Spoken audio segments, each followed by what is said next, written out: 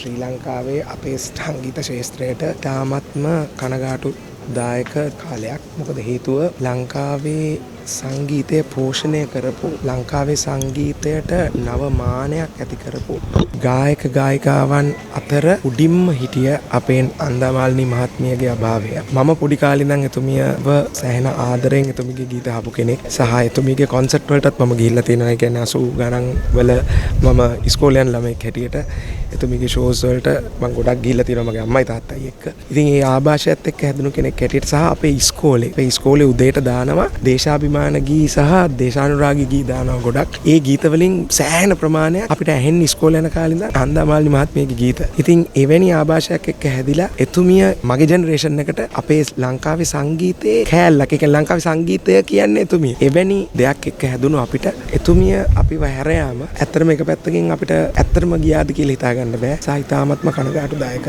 කාරණයක්. නන්දාමාලිනී මහත්මිය කියන්නේ අපේ ශාස්ත්‍රයට තිබ්බ ලොකු මැණිකක්. ඇයගේ අභාවය ඇත්තටම අපිට ලොකු ලොස් එකක්. මටත් හිතා ගන්න බෑ ඇය ඇත්තටම නැති වෙලාද කියන එක. ඒ කිව්වොත් ඇයගේ සංගීතය තුලින් මං හිතන්නේ සංගීතය කියන්නේ විතරක් නෙමෙයි මං හිතන්නේ ලංකාවේ ගොඩක් දේවල් වෙනස් වෙච්ච තැනක්. හරි කනගාටුයි.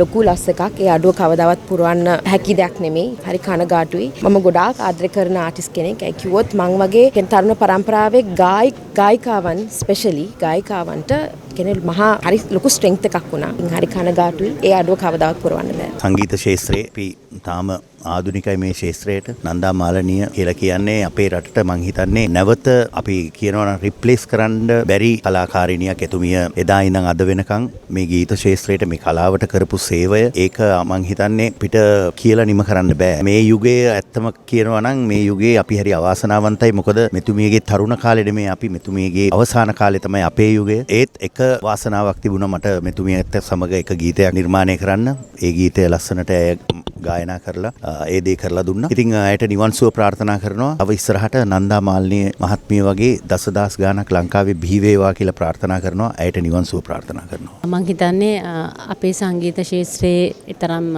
දුක්ඛදායක ආරංචියක් නැහැ. මොකද නන්දෑන්ටි කියන්නේ විශාරද නන්දාමාලිනී මහත්මිය ගීත පරම්පරා ගණනාවක් තිස්සේ යුග ගණනාවක් තිස්සේ අපි රස විඳිනවා සහ ඒ ගීතවල අර්ථය හැමදාම අපේ ජීවිතවලට බද්ධ වෙලා තිබුණා. නන්දෑන්ටි නැති වුණා කිව්ව මොහොතේ ඉඳලා නන්දෑන්ටිගේ ගීත නිකන් මගේ ඔළුවේ විශේෂයෙන්ම ඒ වචන ඒ පදපේලි රැව්පිලි රැවුදෙනා වගේ මං හිතන්නේ නන්දෑන්ටි තව චිරාත් කාලයක් ජීවත් වෙන්න තිබුණා. මොකද අපේ දරුවන්ට ඇත්තටම නන්දෑන්ටිගේ ඇසුර ලැබුණේ නැහැ. චර නන්දාමාලිනී මහත්මිය කියන්නේ අපේ සංගීත ශාස්ත්‍රයේ හිටපු ඉතාම වටිනා මැණිකක් වගේ සංගීත ශිල්පිනියක් ගායන ශිල්පිනියක්. ඉතින් මේක බොහොම සංවේදී අවස්ථාවක්. මොනවා කරන්නද ජීවිතේ සමහර දේවල් අපිට මේ විදිහට අත්දකින්න වෙනවා. මං හිතනවා උපදින මතු ආත්මයකදී එතුමිය අපි අතරේම නැවත ඉපදිලා අපේ රටේ කලා ශිල්පිනියක් වෙලා අපේ රට වෙනුවෙන්ම තවත් ඒ හඬින් බොහෝ දේවල් සිදු කරයි කියලා මම එතුමියට අමා මහ නිවන් සුව ප්‍රාර්ථනා කරනවා.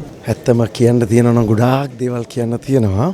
නන්දාමාලිනිය කියන්නේම මට දැනෙන විදියට ලංකාවේ ජන හදවත් තුළ උන්ගේ හදවත් අස්සේ ඇහෙන දෝංකාරයේ හඬ තමයි ඇයගේ හඬ. පුංචි ළමයිගේ ඉඳලම මහල්ල දක්වම ඒ ජීවිතවල ප්‍රශ්න නියෝජනය කරපු හඬ. මම හිතන්නේ කාන්තාවක් විදියට ඇයටම ආවේනික මේ හඬ නිසා මම හිතනවා හරිම එක වෙලාවකට ළමා කාලේදී අපිට ළමා ගීතවල හඬ එතන තිබ්බා. තරුණ කාලේදී ඒ හදවතට දැනෙන හඬ එතන තිබ්බා. මේ හඬ රටේ හැම අවශ්‍යතාවයකටම නායක ත්වයක් දීපු හඬක්. ඉතින් මේක හරි අමුතු කතාවක් මම මේ කියන්නේ. මොකද ඕනතරම් ශාස්ත්‍රීය ගායිකවෝ සිටියත් ඇය විශේෂ වෙන්නේ අන්න එවැනි හේතුන් මත. ඉතින් නන්දාමාලිනිය මම හිතනවා මුළු ජන සමාජය තුලම ඒ අතුලාන්ත දෝංකාරයේ ගෙනාපු හඬ අද නික්ම ගියත් මම හිතන්නේ මතු ඇයගේ හඬ අපේ රටට දැයට ප්‍රයෝජනවත් හඬක්. ඒ හඬ අපි හැමතිස්සෙම නායකත්වයක් ඔස්සේ අරගෙන යන හඬක්. ඉතින් ඇය නිර්භයයි. ඒ කිසි දෙයකට බය වෙච්ච කෙනෙක් නෙවෙයි. හරිම එඩිතරව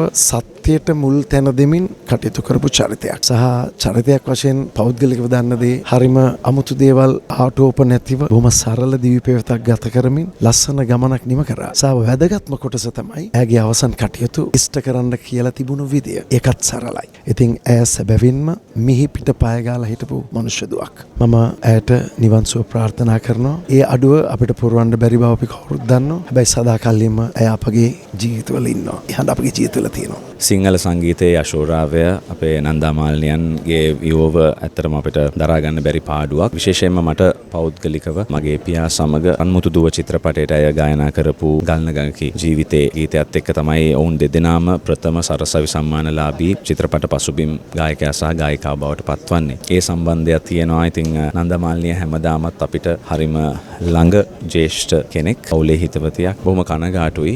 අර අපි විදේශිකයෙක් වුණත් අපෙන් ඇහුවොත් එහෙම අපේ ශ්‍රී ලංකා මාතාවගේ හඬ මොකක්ද කියලා අපිට නිතැතින්ම නන්දාමාලිනියව තමයි හඳුන්වන්න පුළුවන්. ඒ තමයි අපේ ජාතියේ අපේ රටේ හඬ. ඉතින් අර රටේ හඬ නැති වුණා වගේ හැඟීමක් තමයි තියෙන්නේ. ඒ කොහොම වුණත් ඇය අපෙන් වියෝ වුණත් ඇයගේ හඬ සදා අමරණීයයි. ඉතින් එය අපේ හදවතේ ගැඹුරුම තැනක තියෙයි. ඉතින් මගෙත්තරම පෞද්ගලිකව ලොකු ආසාවක් තිබුණා ඇය සමග ගල්නගඟේ ජීවිතේ කොතැනකදී හෝ ගායනා කරන්න. මට මේ අවස්ථාව ලැබුණේ නැහැ. ඒ දුකත් හැමදාම මගේ හිතේ තියෙයි. කෙසේ වෙතත් ඇය බොහොම කිට්ටුයි අපිත් එක්ක, මගේ මවත් එක්ක, මගේ පියා එක්ක සහ දිනක්ෂිගේ පවුලේ හැමෝමත් එක්ක. ඉතින් හරීම අපි මේ පවුල් අතරේ ලොකු සම්බන්ධයක් තියෙනවා. ඉතින් මේ වියෝව දරා ගන්න බෑ. නමුත් මේක තමයි ඉතින් ජීවිතයේ ස්වභාවය. ඇය තරම් ආදරය ගැන, විරහව ගැන, නිදහස ගැන, ස්වෛරීත්වය ගැන, සටන ගැන හඬාවදි කරපු ගායිකාවක් අපිට නැති තරම්. ඉතින් ඒ අඩුව නම් අපිට පුරවන්න බැරි වෙයි. කොහොම වුණත් ඇයට නිවන් සුවම ප්‍රාර්ථනා කරනවා. තාමත් කනගාටුදායක දවසක්. මම පෞද්ගලිකව ඉතාමත් ප්‍රිය කරන ගායිකාවක් තමයි නන්දාමාලිනී මහත්මිය. ඇයගෙන් මම සංගීතය මං කුඩාවදියේ මං ඇයගේ ආශ්‍රමයකට ඇවිල්ලා මේ ගෙදරටම ඇවිල්ලා මං ඉගෙනගෙන තියෙනවා. ඉතින් ඒ මතකයත් මගේ හිතේ හැමදාම තියෙවි. සාරංග කලින් කිව්වත් වගේ මං හිතන්නේ මිනිස්සුන්ගේ හිත වෙනස් කරන්න පුළුවන්, විශේෂයෙන්ම ආකල්පමය වශයෙන් මිනිස්සුන්ගේ හිත වෙනස් කරන්න පුළුවන්, සමාජීය පෙරලියක් කරන්න පුළුවන් ගායිකාවෝ කලාකාරයෝ අපිට ඉන්නේ හරිම අල්ප ප්‍රමාණයක්. ඉතින් ඒ අය අතරින් ඉහළින්ම සිටින අපේ අසහාය ගායිකාවක් තමයි නන්දාමාලිනී මහත්මිය. ඉතින් ඇයගේ වියෝව මං හිතනවා කලා ලෝකේ අපි හැමෝටම දැනෙන පාඩුවක් වෙයි. නමුත් සාරංග කිව්වත් වගේ මේක තමයි ලෝක ස්වභාවය. අපි ඒකට මුහුණ දෙන්න ඕනේ. ඉතින් එතුමියට මම නිවන් සුව ප්‍රාර්ථනා කරනවා. අත වශයෙන්ම අපි තාම ශෝකාකූල අවස්ථාවකට මුහුණ දෙන්න තියෙන වෙලාවක තමයි අපි මේ අදහස් දැක්වීම ඉදිරිපත් කරන්නේ. මේ මොහොතේ මම හිතන්නේ මුළු රටම අතිශය ශෝකාකූල මනෝභාවයකට පත් වෙලා ඉන්නේ. අප අතරින් වුණු ආචාර්ය නන්දාමාලිනී මැතිණියගේ ඒ ජීවිතය අහිමිවීම, ජීවිතයෙන් සමුගැනීම බොහෝ වෙලාවට අපේ ප්‍රජාවට දරාගත නොහැකි ශෝකයක් ජනිත කරන සිදුවීමක්. එසේ වන්නේ ඇත්ත වශයෙන්ම ඇය කොතරම් දුරකට අපගේ ජීවිත තුළට කිඳා බැහැපු නිර්මාණකරුවෙක්ද කලාකරුවෙක්ද කියන කාරණය මතයි. මම අවස්ථා කීපෙදීම කල්පනා කරපු දෙයක් තමයි ඇය කොහොමද ඇයගේ නිර්මාණ මැදිහත් වීම තුළ විශේෂයෙන්ම ඇයගේ ගායන කෞශල්‍ය සහ ගායන විලාසයන් කටහඬ විසින් අපගේ සංස්කෘතික ජීවිතය පිරවීම සඳහා, බාහමය ලෝකය සුපුෂ්පිත කරවීම සඳහා ඇය මොනතරම් දායකත්වයක් සපයා තිබෙනවද කියලා. මම හිතන්නේ මේක තමයි නිර්මාණකරුවෙක්ට කරන්න පුළුවන්. මම හිතන්නේ තමන්ගේ නිර්මාණ ජීවිතය තුළ ගාවිය හැකි ඊටාම විශිෂ්ටම තලය. ඒ අර්ථයෙන් නන්දාමාලිනිය මම හිතන්නේ අපේ බාහමය ලෝකය වර්ධනය කරන්නට, අපේ සංස්කෘතික විඥානය හැඩගැස්වීමට, අපේ වින්දන ජීවිතය හැඩගැස්වීමට සහ අපිව එක්තරා විදිහක තහම මනුෂ්‍යයන් ලෙස දියුණු මනුෂ්‍ය සිතීමක් වෙත අපව රැගෙන යන්නට ඇය විසින් කරන ලද්ද සම්ප්‍රදානය අති මහත්. මම හිතන්නේ ඒක අපි කියන්නේ සමකල නොහැකි මැදිහත් වීමක්. ඒ අර්ථයෙන් ඒ මැදිහත් වීම පිරවීම සඳහා අනුප්‍රාප්තිකයෙක් සිටීද යන්න ලොකු සැකයක්. නමුත්තර සාධනීය දෙයක් තමයි ඇයගේ දේහය අප අතරින් අද සමුගත්තත් ඇයගේ හඬ අපගේ භවලෝකය, අපගේ නහරවැල් තුල, අපගේ සංස්කෘතික විඥානය තුල සදාකාලිකවම තැන්පත් වෙලා තිබෙනවා. ඒක මම හිතන්නේ අපගේ දිවිය හැරදා යන තෙක් ඇය අපගේ ජීවිත තුල සෑම දිනකම අපත් සමග ජීවත් වේ කියන එකයි මගේ විශ්වාසය. ඇයට මා නිවන් සුව ප්‍රාර්ථනා කරනවා.